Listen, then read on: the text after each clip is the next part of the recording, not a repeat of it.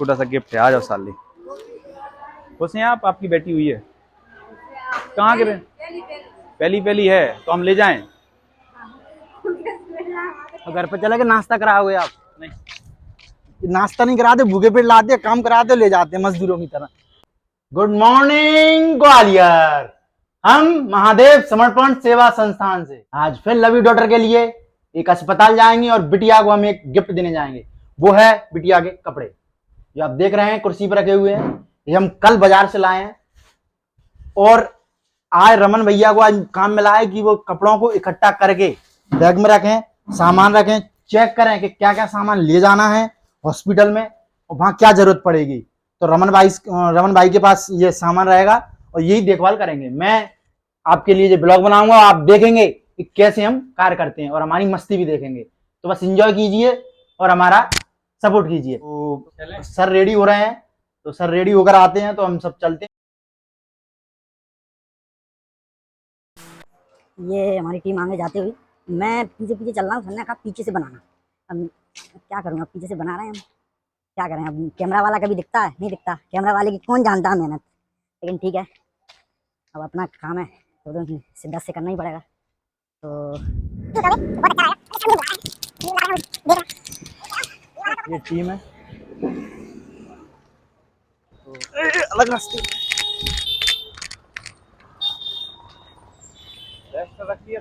ये गुलाब जामुन है। गुलाब जामुन है कि जामुन है? जामुन है। तो जामुन है, जामुन का मौसम है, लेकिन अभी तक खाई नहीं है।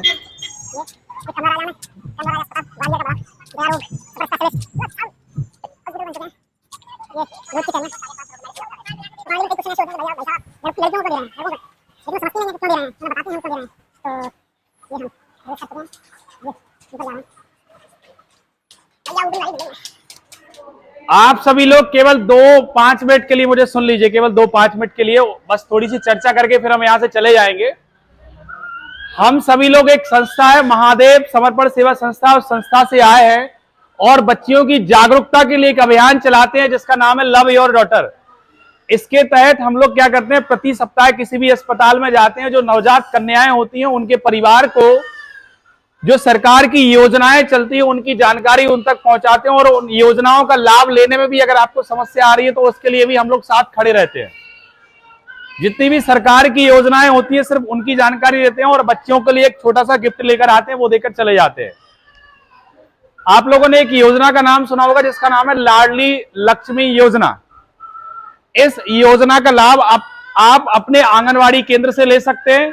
इसमें सरकार 1,18,000 रुपए का एक चेक देती है, प्रमाण पत्र के रूप में आता है और वो 1,18,000 रुपए में से 18,000 बच्ची की पढ़ाई के लिए मिलते हैं और जो 1 लाख रुपए हैं वो जब बिटिया की उम्र 21 साल हो जाती है और उसकी शादी नहीं होती 21 वर्ष से पहले, तो वो पैसा उस बिटिया के खाते में आ जाता है।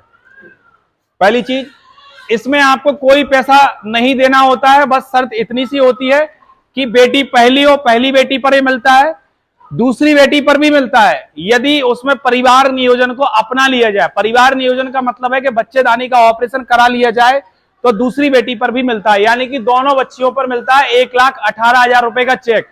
इसके अलावा यदि आपकी बिटिया 12वीं पास करने के बाद ग्रेजुएशन करती है यानी कोई डिग्री करती है तो भी सरकार प्रतिवर्ष 12,500 रुपए करके 2 साल तक देती है, यानी 25,000 रुपए और देती है वो अलग से, यानी कि टोटल यानी कुल मिलाकर 1,43,000 रुपए देती है यदि आप बच्चे को पढ़ाते हैं।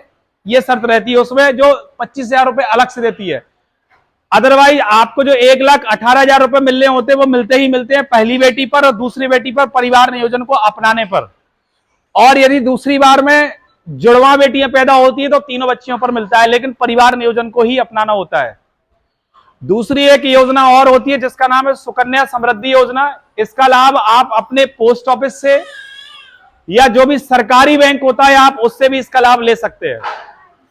मैंने आपको लाडली के बारे में बताया, उसमें आपको कोई पैसा नहीं खर्च करना होता है, फ्री में इस योजना का लाभ आप ले सकते हैं, आपका 1 रुपए खर्च नहीं होता है।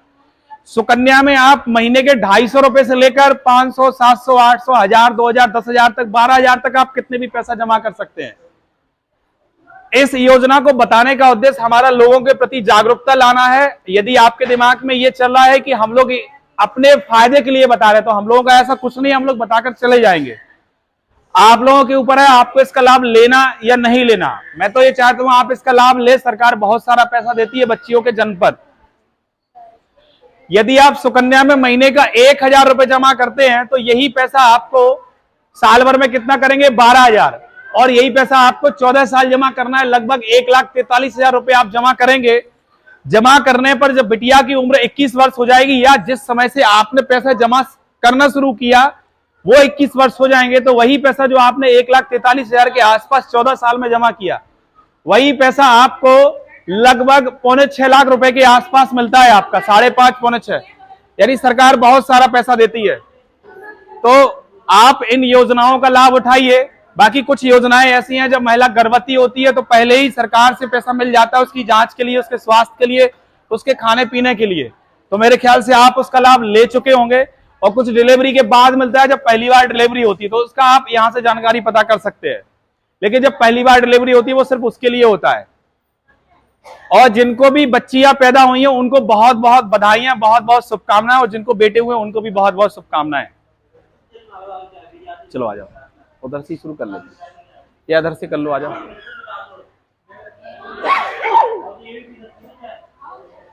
बेटा हुआ है, बेटी?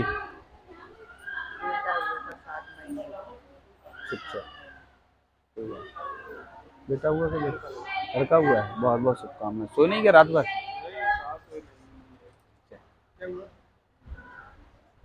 क्या हुआ, बेटा के बेटी? बेटी हुई है। आओ इधर आओ। क्या हुआ, बेटा के बेटी? बेटी हुई है। अच्छा, अलग अलग है कि एक ही परिवार है? आप लोगों का नाम तो नहीं पुकार रहे वो? ठीक है। अच्छा अच्छा, खुश हैं आपकी बिटिया हुई है? साली आप सुनना क्या बात कर रहे हैं, अगली बार फिर आप बात करेंगे ना। खुश हैं आप, आपकी बेटी हुई है? कहाँ गिरे? पहली है तो हम ले जाएं? कहाँ की रहने वाली हैं आप? क्या का दिन घर? छोटा सा गिफ्ट है, आ जाओ साली। है? अच्छा तो सही है, आप तो फिर और इधर से दो, इधर से। अम्मा ले लो, बिटिया के लिए एक छोटा सा गिफ्ट है। चले जाओ, रमन जाओ।